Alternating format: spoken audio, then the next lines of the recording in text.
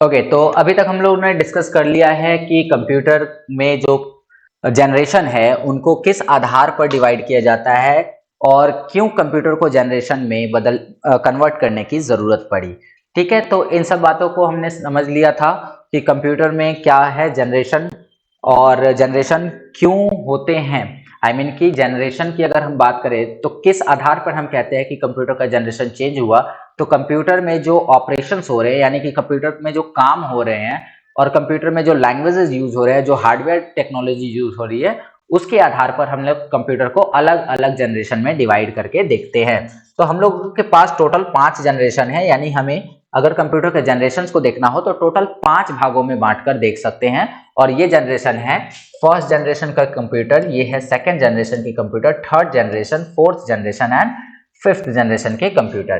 ठीक है, तो ये हो गए हमारे 5 जनरेशन के कंप्यूटर। अब ये पांचों जनरेशन के अंदर कोई ना कोई व्यापक परिवर्तन आया होगा तभी अगला जनरेशन आएगा। कहने का मतलब ये है कि अगर कोई चीज में परिवर्तन ना हो तो वो एज इट इज चलता रहेगा तब तक जब तक उसके अंदर कोई बड़ा बदलाव ना हो जाए। उदाहरण के लिए जब फर्स्ट जनरेशन का कंप्यूटर बना था तो कुछ सालों तक वो एज इट इज चलता रहा था जब तक कि उसको बीट करने वाला कोई दूसरा डिवाइस ना बन गया हो। ठीक है, तो इसी प्रकार से ये सारी चीजें होती है। तो अगर हम बात करें फर्स्ट जनरेशन के कंप्यूटर की, तो पहले जनरेशन का जो कंप्यूटर है उसका समय अगर हम देखें तो 1946 से लेके 1959 से लेके 1959 के बीच में जितने कंप्यूटर बने थे उन कंप्यूटरों को फर्स्ट जनरेशन की कैटेगरी में रखा गया था। कारण क्या है कि उसमें वैक्यूम ट्यूब का इस्तेमाल किया जा रहा था।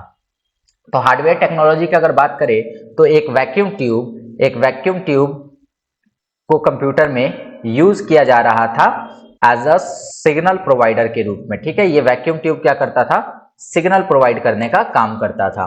ठीक है, वैक्यूम ट्यूब इस आकार का भी होता है, बल्ब के आकार का भी होता है वैक्यूम ट्यूब। अगर हम बात करें ये भी क्या है, वैक्यूम ट्यूब है, इसमें फिलामेंट्स होते हैं। तो वैक्यूम ट्यूब का प्रयोग किया जा रहा था 1946 से लेकर 1959 के कंप्यूटर्स में। और इस समय जितने भी कंप्यूटर बन रहे थे सबके अंदर वैक्यूम ट्यूब लगाया जा रहा था और कंप्यूटर को डिजाइन किया जा रहा था। तो इससे हमने माना कि ये कंप्यूटर की पहली पीढ़ी है। 1946 से लेकर 1959 तक ऐसा ही चलता रहा, लेकिन 1959 के बाद कुछ ऐसा परिवर्तन हुआ जिससे कि इस कॉन्सेप्ट को छोड़ के लोग दूसरे कॉन्सेप्ट की तरफ स्विच होने लगे। ठीक है, और इसको हमने कहा कि ये दूसरी जनरेशन हो गई। अब तो हालांकि ऐसा नहीं है कि दूसरा जनरेशन आने के बाद पहले जनरेशन को पूरी तरह से इग्नोर कर दिया जाएगा, धीरे धीरे। अगर मैं अभी हाल का एग्जांपल लूं, हाल ही में क्या हुआ कि पहले हम लोग कीपैड मोबाइल चलाते थे।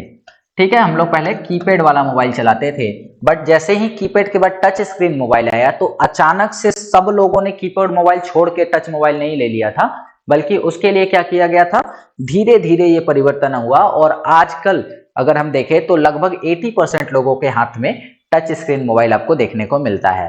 ठीक है, तो ये परिवर्तन जब भी होता है तो वो धीरे धीरे होता है। क्लियर है बात? तो जब कीपैड मोबाइल से हम लोग टच स्क्रीन की तरफ स्विच हुए तो पहले कुछ लोगों ने लिया, फिर उनका देखा देखी कुछ और लोगों ने लिया, फिर उनका देखा देखी कुछ और लोगों ने लिया। तो ये तो था मोबाइल का एग्जांपल। अगर मैं बात करूं इसी तरह से कंप्यूटर की, तो फर्स्ट जनरेशन के कंप्यूटर जिनके पास थे उन्होंने पूरा कंप्यूटर अपना हटा के सेकंड जनरेशन नहीं लगा लिया होगा, बल्कि हुआ ये कि 1959 के बाद जितने कंप्यूटर बने वो सब सेकंड जनरेशन के माने जाने लगे। क्यों माने जाने लगे? क्योंकि अब इसमें वैक्यूम ट्यूब की जगह पर ट्रांजिस्टर का प्रयोग किया जाने लगा। ठीक है, मतलब कि वैक्यूम ट्यूब को अब मना कर दिया गया कि वैक्यूम ट्यूब हम कंप्यूटर में यूज नहीं करेंगे। आगे से जितने कंप्यूटर बनेंगे वो किस पर आधारित होंगे, वो ट्रांजिस्टर पर आधारित होंगे। ट्रांजिस्टर कैसे होते हैं? तो ट्रांजिस्टर कुछ इस प्रकार की संरचना होती है जो हमारे इलेक्ट्रॉनिक डिवाइसेस में लगी होती हैं। आप लोग कोई भी इलेक्ट्रॉनिक डिवाइस खोल के देखिएगा तो एक ऐसा डिवाइस आपको जरूर देखने को मिल जाएगा जो कि ट्रांजिस्टर कहलाता है। ठीक है, इसके उलट अगर आप गोल वाले डिवाइस की बात करें, ये गोल वाला जो डिवाइस होता है इसको बोलते हैं कैपेसिटर। ठीक है, तो ट्रांजिस्टर कैपेसिटर इनका प्रयोग किया जाने लगा फर्स्ट सेकंड जनरेशन के कंप्यूटर में। यानी अब जितने भी कंप्यूटर बनाए जाने लगे उसके अंदर वैक्यूम ट्यूब का इस्तेमाल ना करके ट्रांजिस्टर का प्रयोग किया जाने लगा। और ये समय कब से कब तक था? ये था 1959 से लेकर 1965 तक। तो देख सकते हैं आप 1946 से 1959 3 सालों तक लोगों ने वैक्यूम ट्यूब का प्रयोग किया कंप्यूटर में। फिर उसके बाद में लगभग 6 साल तक लोगों ने ट्रांजिस्टर का प्रयोग किया कंप्यूटर को बनाने के लिए। फिर अगली बात करते हैं थर्ड जनरेशन, यानी 1965 में कुछ ऐसा हुआ जिससे कि कंप्यूटर में फिर ट्रांजिस्टर को भी हटा दिया गया और ट्रांजिस्टर की जगह पे क्या यूज किया जाने लगा, ट्रांजिस्टर की जगह पे इंटीग्रेटेड सर्किट यूज किया जाने लगा। इंटीग्रेटेड सर्किट क्या था, मोर देन वन ट्रांजिस्टर्स का एक कॉम्बिनेशन था। अगर हम बात करें तो थाउजेंड्स ऑफ ट्रांजिस्टर्स को एक छोटे से चिप के अंदर बनाया जाने लगा और इसी चिप को नाम दिया गया इंटीग्रेटेड सर्किट। ओके, और इसका प्रयोग हम लोग करते हैं किसमें, इसका प्रयोग किया गया थर्ड जनरेशन के कंप्यूटर में। ऐसी संरचना आपने देखी होगी किसी भी इलेक्ट्रॉनिक डिवाइस के अंदर। तो किसी भी इलेक्ट्रॉनिक डिवाइस के अंदर ये जो संरचना होती है इसको हम आईसी का नाम देते हैं, इंटीग्रेटेड सर्किट का नाम देते हैं। ठीक है, तो जब ट्रांजिस्टर का आविष्कार हो ही गया था तो उसके बाद 1965 से लेकर 1972 तक क्या हुआ कि ट्रांजिस्टर से ही निर्मित एक दूसरा डिवाइस, एक दूसरा इलेक्ट्रॉनिक डिवाइस जिसका नाम था इंटीग्रेटेड सर्किट, इसको कंप्यूटर में यूज किया जाने लगा। अब समझिए यहाँ पे बात, जहां पे 1000 ट्रांजिस्टर आपको यूज करने पड़ रहे हैं, 1000 ट्रांजिस्टर अगर आपको यूज करने पड़ रहे हैं फॉर एग्जांपल, तो वहां पर आप एक आईसी लगाकर काम चला सकते थे। तो जाहिर सी बात है कि थर्ड जनरेशन के जो कंप्यूटर होंगे वो साइज में छोटे हो जाएंगे, इनका जो साइज होगा वो कहीं ना कहीं रिड्यूस हो जाएगा। ठीक है, तो जहां 1000 ट्रांजिस्टर की जगह एक आईसी ने ले ली थी, तो ये एक बड़ा परिवर्तन था थर्ड जनरेशन के कंप्यूटर में। और थर्ड जनरेशन का कंप्यूटर 1965 से 1972 तक चला।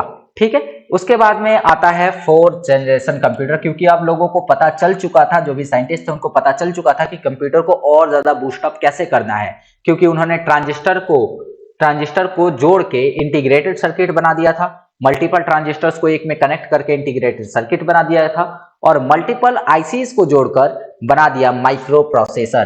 ध्यान दीजिएगा, माइक्रो प्रोसेसर बना दिया किससे, मल्टीपल आईसीज को जोड़कर। ठीक है, और इसको कहते हैं VLSI, very large scale integrated circuit.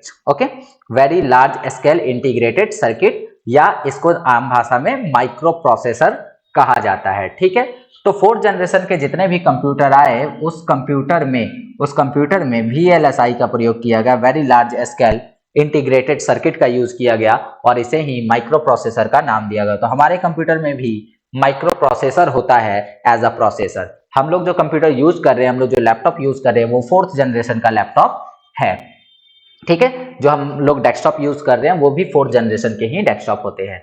तो इसका जो समय दिया है इसमें 1972 से लेकर 1980 तक, लेकिन स्टिल आज भी हम लोग फोर्थ जनरेशन के ही चीजों को यूज कर रहे हैं। अंतर सिर्फ इतना है कि इसमें VLSI की जगह ULSI का प्रयोग किया जा रहा है, ultra large scale integrated circuit वाला यूज किया जा रहा है। ठीक है, तो एक तरह से अगर देखें तो हम फोर्थ जनरेशन और फिफ्थ जनरेशन के बीच में अटके पड़े हैं, ना तो हम पूरी तरह से फोर्थ जनरेशन पे डिपेंड है और ना ही पूरी तरह से फिफ्थ जनरेशन पे डिपेंड है आज के कंप्यूटर। तो आज के कंप्यूटर में दोनों का समागम आपको मिलता है, आपको फोर्थ जनरेशन की भी कुछ चीजें मिल जाएंगी और कुछ चीजें फिफ्थ जनरेशन, दोनों में ज्यादा डिफरेंस नहीं है, टेक्नोलॉजी सेम यूज हो रही है, बस V की जगह U कर दिया, यानी कि अल्ट्रा लार्ज हो गया, V से वेरी लार्ज और U से अल्ट्रा लार्ज, दोनों में एक ही टेक्नोलॉजी यूज हो रही है, माइक्रो प्रोसेसर की।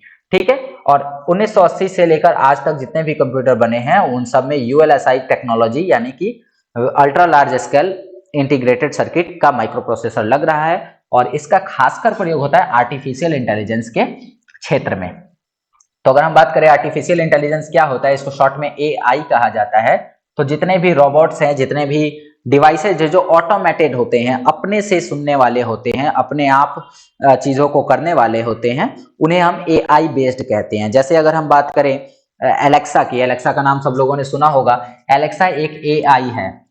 ठीक है, अगर हम बात करें एलेक्सा की तो एलेक्सा एक AI है। क्यों है? क्योंकि ये हमारी आवाज को सुनकर और उसके अकॉर्डिंग रिस्पॉन्स करता है। ठीक है, हम जो भी बोलते हैं उसके अकॉर्डिंग वो उधर से रिप्लाई करती है। तो ये कहीं ना कहीं आर्टिफिशियल इंटेलिजेंस पर ही बेस्ड है। अगर हम बात करें AI का एक और एग्जांपल तो वो है हमारे फोन का फेस लॉक। फेस लॉक क्या होता है कि जब हम अपने फेस के सामने फोन को लाते हैं तो हमारा फोन ऑटोमेटिकली अनलॉक हो जाता है। ये भी एग्जांपल किसका है? आर्टिफिशियल इंटेलिजेंस का ही है। अगर हम बात करें और भी चीजें हैं, गूगल है जैसे, तो गूगल में हम लोग कोई चीज बोल के सर्च कर पाते हैं, तो ये भी कहीं ना कहीं AI का ही एग्जांपल है। तो अगर हम कहें तो हम फोर्थ जनरेशन और फिफ्थ जनरेशन के बीच में लटके पड़े हैं, ना तो हम पूरी तरह से फोर्थ जनरेशन पे डिपेंड है और ना ही पूरी तरह से हमने फिफ्थ जनरेशन को अभी अपनाया है। ठीक है, आने वाले समय में हम लोग पूरी तरह से फिफ्थ जनरेशन पे डिपेंड हो जाएंगे।